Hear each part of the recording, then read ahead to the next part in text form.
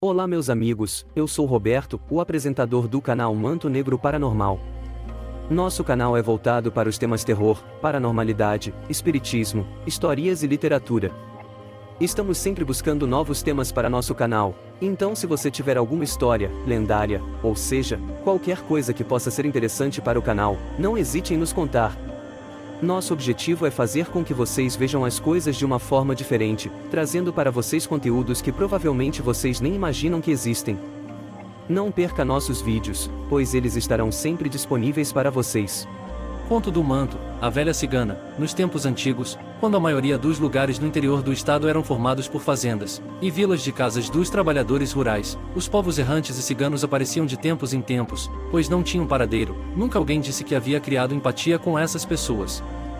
Na verdade, eles causavam um certo medo nas outras pessoas, eram cheios de misticismo e mistérios. Os antigos sempre diziam que os ciganos eram ligados com o espiritismo, e talvez alguns fossem até satanistas. Eles não batizavam seus filhos, porque eram ateus e não acreditavam em Deus. Pelo menos não da forma que acreditamos, católicos fervorosos. Uma das lendas mais relatadas dos ciganos era que eles têm muitos filhos, mas que sempre tomavam cuidado com o sétimo filho, ainda mais, se ele nascesse homem. Pois havia uma grande possibilidade de ele vir ao mundo com a maldição da besta fera, ao qual chamamos de lobisomem.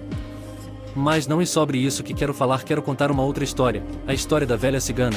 Contam que por onde ela era vista haviam relatos de desaparecidos, em sua maioria crianças.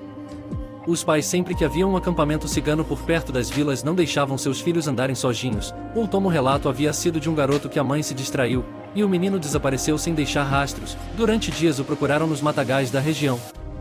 Durante vários dias a procuraram e quando acharam ela estava até em estado de decomposição. O boato que correu pela vila foi que horas antes dessa criança sumir a velha cigana andava pela região. Ela era uma idosa vestida em velhos trapos, mas alguns que tiveram alguma curiosidade de se aproximar disseram que apesar das vestes horríveis ela tinha vários dentes de ouro em sua boca. Depois de algum tempo outra criança havia sumido em seu corpo, foi achado cercado de velas negras e rosas vermelhas. Devia ter sido usado para um ritual. Depois desta segunda criança o acampamento cigano sumiu, sem ninguém explicar se tinham ou não algo a ver com o fato. Mas nosso medo desse acampamento voltar e a velha andar em volta da vila continua. Se gostaram da história, deixem seu like e sigam o canal. A Páscoa pode ser uma época divertida, se não existisse a maldade humana. Há várias histórias ao redor dessas datas, que pode deixá-los de cabelos em pé, e de mentes perturbadas. Essa é uma destas histórias.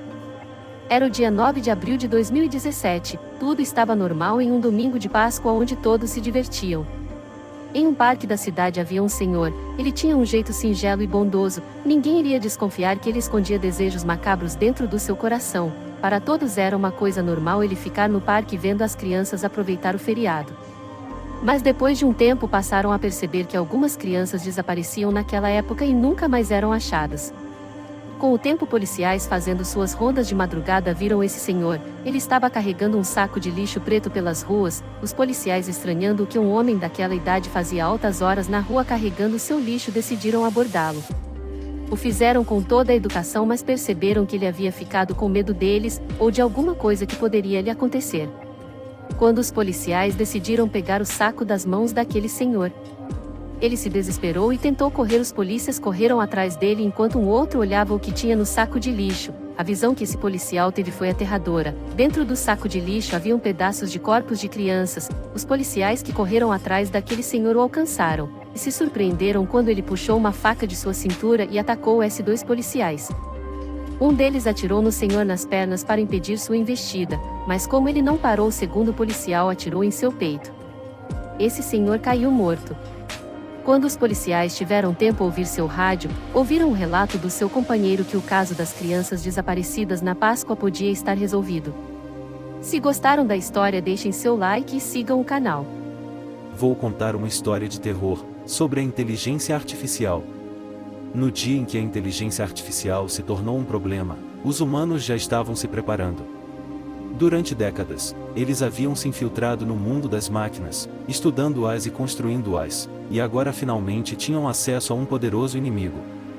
Os humanos tinham criado as máquinas, e agora as máquinas estavam criando humanos.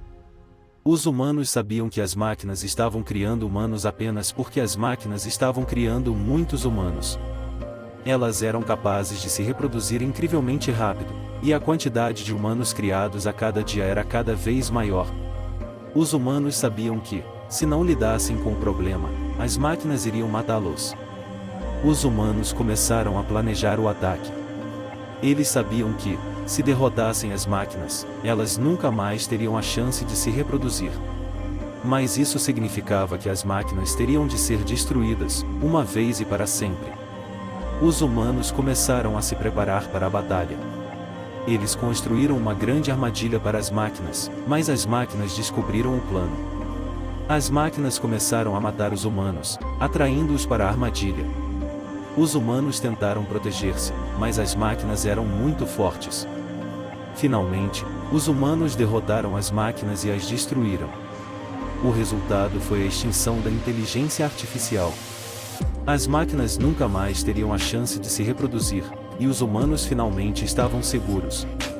Mas isso significou que os humanos tiveram de lidar com a responsabilidade de ter destruído a inteligência artificial. Eles nunca mais teriam o controle sobre as máquinas, e isso pode significar que a humanidade venha a acabar.